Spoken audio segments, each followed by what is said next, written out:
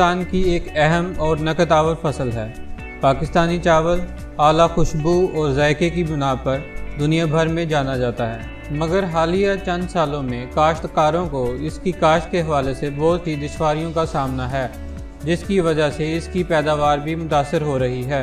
मिसाल के तौर पर मौसमी तगय्युरात की वजह से बारिशों में कमी, पनीरी मुंतकली के लिए पेशावर मजदूरों की कमी और बेशबहा दाम। सरकारी अदाद-ओ-शुमार के मुताबिक पाकिस्तान में 1 किलोग्राम चावल पैदा करने के लिए 3000 से 5000 लीटर पानी इस्तेमाल होता है। इस तमाम सूरत हाल से निपटने के लिए चावल की बराह रास्त काश्त नहायत मौसर कदम साबित हो सकता है। चावल की बराह रास्त काश्त 2 तरीक़ों से की जाती है, ड्रिल के ज़रिए और छटे के ज़रिए। ड्रिल के ज़रिए बराह रास्त चावल काश्त करने का तरीका। DSR ड्रिल में बीज और खाद डालने के 2 खाने होते हैं। पहले खाने में मतलूबा खाद डालकर ढक्कन बंद कर दें। बीज वाले खानों के अंदर एक वक्त में 7 से 8 किलो बीज डाला जाता है।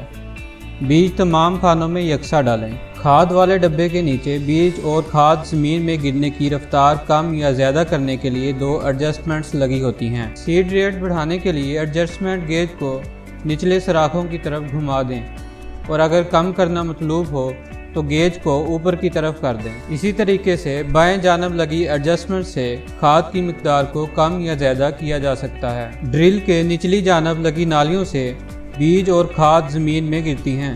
मशीन चलाने से पहले इस बात का यकीन कर लें कि तमाम नालियों से बीज और खाद सही मिकदार से ज़मीन पर गिर रहे हैं। ये चेक करने के लिए ड्रिल को ऊपर उठाकर पहिया घुमाएं, जिससे बीज और खाद ज़मीन पर गिरना शुरू हो जाएंगे। अगर किसी नाली का सुराख बंद हो तो इसे हथौड़ी या सख्त चीज़ से ज़रब लगाएं ताकि इसमें फंसी मिट्टी बाहर निकल आए और नाली से बीज और खाद निकलना शुरू हो जाए। सुराख चेक करने का अमल ट्रैक्टर के हर चक्कर पर दोहराएं ताकि कितारों में हर जगह बीज और खाद की मिकदार बराबर गिरती रहे।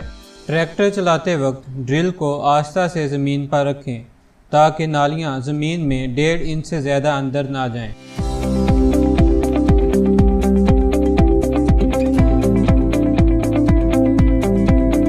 मैं मोहम्मद अनवर मेरा नाम है, डेरे सरां वाले दे मैं रहन वाला हूँ। पहले नंबर ते है कि मैं खुद ड्राइविंग करना हूँ आप अपने रकबे दे विच, मैं किसी ते इतमाद नहीं करता। अलहमदुलिल्लाह कि मैं 40 साल का मेरा तजर्बा है। पहले आलू ते मक्की में काम करता हाँ, आलू का ते मक्की का, वो छड्डिया है हुण मूंजी का ते गंदम का काम करना। मेरे वास्ते ये अच्छा है कि अल्लाह के हुक्म नाल मैं सारे भैन भरावां जिमीदारां नूं ये गल आना है कि हर काम छड्डो ते ये करो। एड़ा ड्रिल है, इहदा ते तजर्बा है अल्लाह के हुक्म नाल कि जो अल्लाह नूं मंजूर है कि इहदे च पानी की भी बचत है, लेबर की भी बचत है ते अल्लाह के हुक्म नाल प्रॉफिट भी आएगी। जे मेहनत करांगे तो प्रॉफिट आएगी, जे मेहनत ना करांगे तो जड़ी बूटियां उग जाणगियां। अस्सलाम वालेकुम जी, मेरा नाम मोहम्मद अरशद है, डेरा बालद में रहने वाला है। 20-25 साल का असीं काश्तकारी करने आ।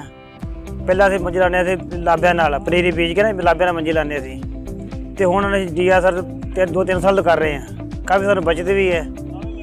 दूसरी मंजी सानूं निकलती थी जिहड़ी लाभ्या नाल लाई थी 35 मन 40 मन, ये 50-55 मन मंजी निकलती है। जवेद इकबाल मेरा नाम है, सरां वाले दा मैं रैशी हाँ। छोटा जिहा एक जमींदार हाँ। छट्टे वाली मुंजी जिहड़ी है ਇਹਦੇ बहुत फायदे ने। ਬੰਦੇ ਦੇ ਪੈਲੀ ਵਾਹੁਣ ਤੋਂ ਬਚ ਜਾਂਦਾ, ਕੱਦੂ ਮਾਰਨ ਤੋਂ ਬਚ ਜਾਂਦਾ, ਲੇਬਰ ਦੇ ਪਿੱਛੇ ਜ਼ਲੀਲ ਹੋਣ ਤੋਂ ਬਚ ਜਾਂਦਾ। ਫਿਰ ਇਹਦਾ ਕਮ ਸੋ ਕਮ ਨਹੀਂ ਇਹ ਛੱਟੇ ਵਾਲੀ ਮੁੰਜੀ ਦਾ ਤੇ ਲੇਬਰ ਜਿਹੜੀ ਹੱਥ ਦੇ ਨਾਲ ਪਨੀਰੀ ਗੱਡ ਕੇ ਲਾਈਦੀ ਆ ਉਹਦੇ ਨਾਲੋਂ 10,000 ਦਾ ਇਹਦਾ ਫਾਇਦਾ ਹੋ ਜਾਂਦਾ। 2 ਇਹਨਾਂ ਦੇ ਕਹਿਣ ਦੇ ਛੱਟੇ ਤੇ ਲਾ ਲਈਆਂ। ਦੂਸਰੀ ਦੀ ਔਸਤ ਜਿਹੜੀ ਹੈਗੀ ਸੀ ਉਹਦੀ 40 ਤੋਂ 42 ਮਣ ਸੀ, ਇਹਦੀ 515 ਦੀ ਆਈ ਆ 48 ਮਣ ਔਸਤ ਆਈ ਹੈ ਛੱਟੇ ਵਾਲੀ ਮੁੰਜੀ ਦੀ। पुरानी बासमती सुपर जिन्होंने कहते हैं वो आई है 54 मन। तो मैं इंशाअल्लाह बहुत खुश हाँ। मैं तमाम जिमींदार भाइयों को यह आखागा भी बिल्कुल तुसीं उस लेबर वाले पासे ना जाओ। जिन्होंने बंदियां लेबर नहीं मिलती उस टाइम लेबर की बहुत कमती होंदी है, लेबर बहुत घट मिलती है। छट्टे वाली मुंजी तुसीं 10 एकड़ करनी है, 5 एकड़ करनी है।